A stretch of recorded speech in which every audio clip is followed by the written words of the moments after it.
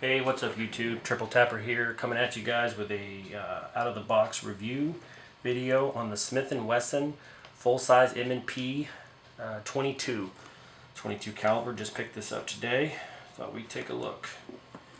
So this is the case that it comes in. Pretty sturdy. So let's take a look and see what's under the hood, so to speak. Okay. Alright, so we've got one magazine. I believe the capacity is 12 rounds. Plus you can put one in the chamber, which is kind of nice. The pistol itself. Slide pulls back really easily. We'll come back to that in a second. Let's see here. Okay, we have some paperwork.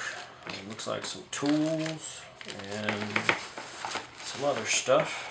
Okay, so paperwork, instruction manual, it's always good to have. Looks like you can register it, something for the NRA. Okay. A lock, and I'm not sure what's in here. Let's take a look.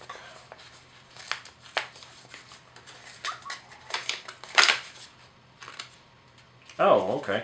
So this is probably the fired bullet at the factory. They just kind of include that. I don't get those on all the guns. Not sure why, which that's kind of cool. Okay, so the lock here looks pretty standard. Likely feeds in through here and out through here, so you cannot bring this back, and therefore the weapon will not fire. So that's kind of cool. A couple of things. The first thing that I noticed that I don't particularly like is the fact that it only comes with the one magazine. Most of the firearms that I buy, I'm used to getting, at least two. Some of them come with three, so I mean, it's not a huge deal. I have fired this weapon before. I've rented it at my local gun range, and I really like the way that it shoots. Not to mention, it's a really excellent piece to train with, especially if you've got someone who's excuse me, new to firearms.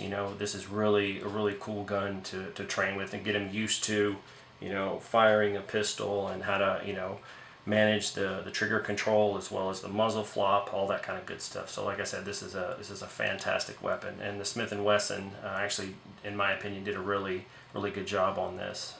So let's take a look at it further here. So we see here you have the magazine release. It fits in there nice and flush, slides right out. This is ambidextrous. You can put it on either side. Also has the safety, thumb safety. Again, ambidextrous. You can see it kind of flip up there on both sides. Here's the other side. So even if you're left-handed, you just pop that right up, pop it down.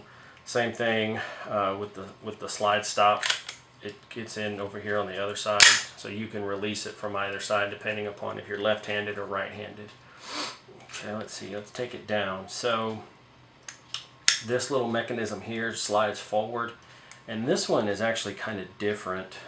It actually kind of starts to lift up, I think, from the back. If you have to pull this thing out just a tiny bit. There we go. So that disengages. This is not meant to come out. And instead of going forward with it, you'll just kind of come up towards the back here, and you'll see it start to slide off, just like that. And the spring comes off. So here's the barrel. It doesn't appear that the barrel comes out, which, depending upon your preferences, maybe that's a good thing, maybe that's a bad thing. But the takedown is really simple. So as I said, the spring goes right back here, and then when you go to reassemble it, you're just gonna kind of do it in reverse order. Get the spring in there and kind of work it back here. Get the barrel in there. There we go. Get it back. Now it's back on. Just push this bad boy back in. Now you're ready to put some rounds down range. Like I said, it's got the it's a really good weapon. It's got the extra trigger protection here, so you can pull it from up here and it won't fire. You actually have to break the trigger with this. It's kind of a little two-piece deal. A lot of weapons have the trigger kind of safety on the front there. Some of the Glocks do. You know, so this is Smith & Wesson's own kind of proprietary deal here. But like I said, overall, this is a really great weapon. You can buy the threaded barrel accessory, which I'm going to be looking for. I've seen them online for, you know, anywhere from 20 to 30 bucks, and so you could easily make this weapon ready for a suppressor. Also has what's a really neat feature is the Picatinny rail right here, so you can put, you know, a laser sight or a flashlight or any other kind of tactical equipment that you want. Does not come with a paddle holster or any kind of other holster, so you have to kind of buy those. These are some tools for it.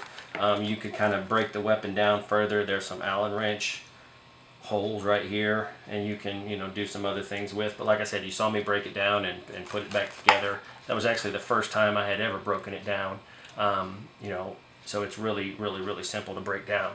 So just real quick, we'll talk about some of the specs that come with it. The barrel has a 4.1 inch barrel length. The overall length of this weapon is 7.6 inches, and the weight unloaded is 24 ounces. So really light. Like I said, you're not going to have a lot of recoil with this. The sights on it, I don't, you know, they're okay, but I probably will upgrade the sights at some point, especially once I get the suppressor put on it. You're going to want to have sights that are mounted slightly higher to compensate for the extension of the suppressor. So if you guys have any questions, my contact info is down at the bottom. You know, check it out. I also have another channel that I'll be doing some guitar stuff, also as well as some healthcare stuff. I am a registered nurse.